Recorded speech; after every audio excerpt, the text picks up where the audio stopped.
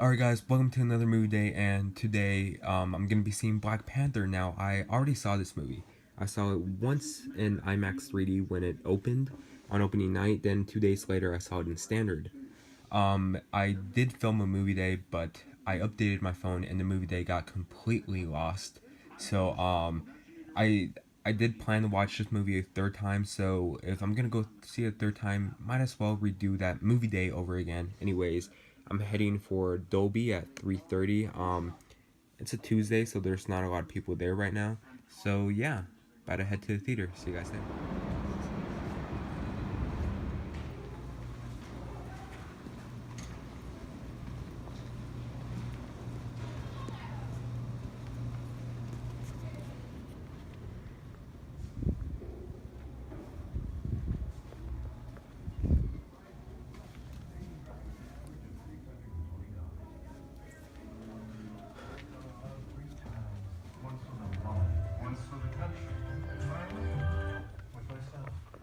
So do you have anything to declare or not? Isn't that what I'm doing?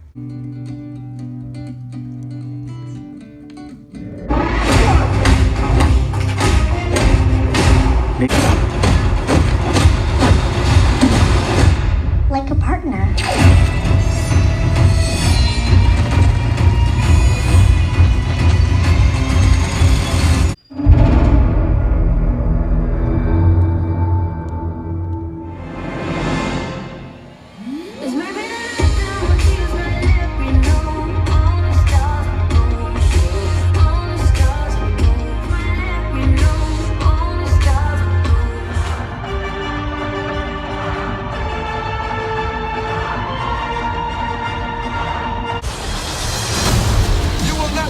To stay home, brother.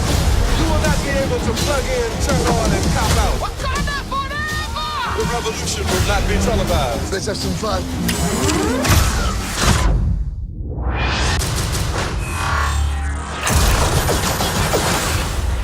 The revolution will be live.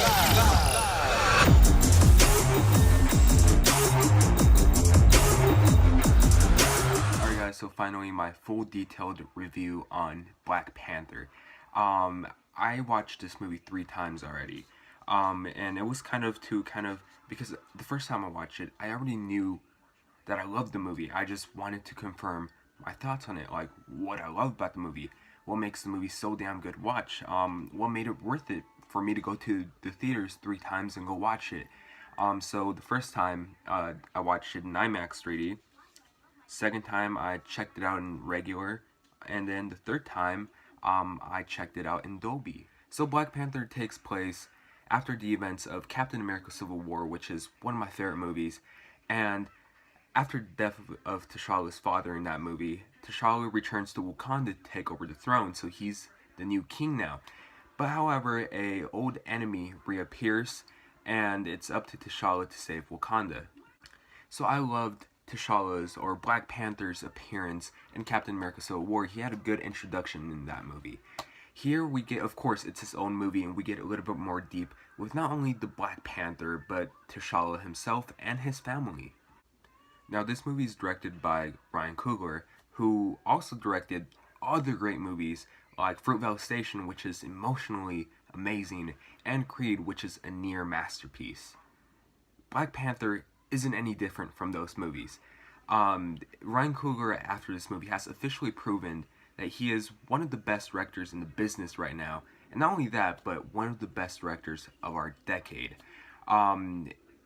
He only made these 3 movies, but still, even with that, he really proven himself to be a hell of a filmmaker.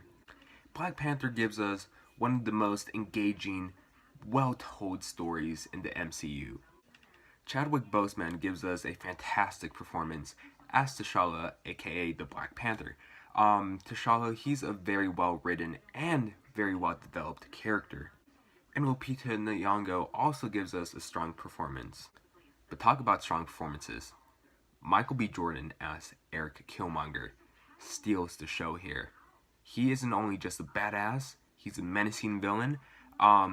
He was so damn good in this movie. Marvel has been doing a good job lately with their villains, and Marvel has a past record of some weak villains. But lately they have been doing pretty good. You know, Ego was good, Vulture was definitely great, Hela was a good villain, but Eric Killmonger, he is tied with Loki as the best villain in the MCU. But what made him a great villain is that he isn't just your typical generic villain who just wants to take over for whatsoever reason. He actually has his own motivations to why he wants to take over Wakanda. And there are some times where, like, this rarely even happens, there are some times where you kind of want to side with the villain in this movie. You kind of see why he is upset with everyone in Wakanda, why he's upset with T'Challa and his father. Very solid reasons here to why he's the villain. And then Andy Serkis is kind of the secondary villain, and he does a great job. He does a great job playing a crazy over-the-top villain, and yeah, I really liked Andy Serkis in this movie. Daniel Kaluuya, who was recently and deservedly nominated for Best Actor from Get Out, is also in this movie, and you know, he's pretty good. He has a small role, but he's good. Same for Martin Freeman. They both have good supporting roles in this, and same for the girl who plays T'Challa's sister, Shuri. I just don't know the actress's name, but I thought she was really enjoyable, and she's definitely a fun addition to the cast. As you can see, this movie is filled with strong performances, and not one of the performances is weak.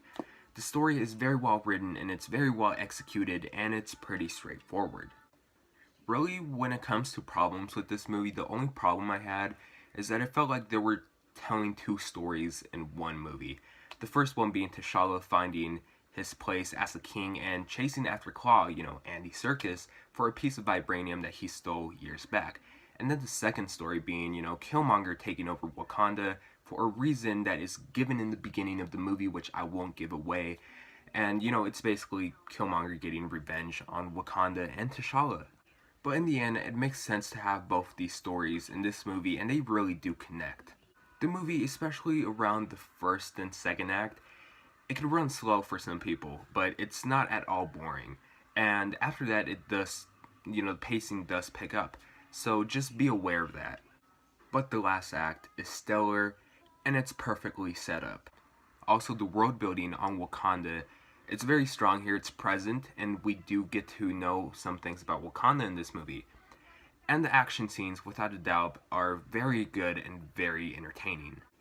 Another nitpick that I picked up on, which was very noticeable, especially in the final act of this movie, is that some of the CGI is unfinished. Especially a scene where T'Challa and Killmonger are fighting each other towards the ending of the movie. It really does be looking like a PS4 video game. But other than that, Black Panther, it's near a damn perfect movie. I think this is a full price worthy movie, and I'm gonna give Black Panther an A. I would recommend you seeing this movie in the biggest screen possible, whether it's Dolby, which was a good experience, or IMAX, which was an even better experience because it has the full expanded ratio that IMAX sometimes does, and it's definitely worth it. The 3D though, it's, I mean, in the last act, I guess there's some good 3D effects, but other than that, I do not recommend the 3D. So go for a standard IMAX showing or Dolby showing of Black Panther. I saw this movie 3 times, and it never happened where I see a movie more than 3 times in theaters, but Black Panther might be the first time I might see a movie for the 4th time in theaters. We'll see though, because March is a very busy month. But, you know, I love the Black Panther. Ryan Coogler, keep on doing what you're doing with your streak of great films, and definitely do keep on casting Michael B. Jordan in all your movies, because Michael B. Jordan is truly a underrated actor, but at least he's getting more attention because of this movie, so that's good. But anyways, yeah, Black Panther. I'm sure everyone has seen this movie by the time this video is out. But yeah, if you guys seen it, what did you guys think about it? Tell me in the comment section down below. As always, thanks so much for watching. Please like and subscribe, and I'll see you guys later.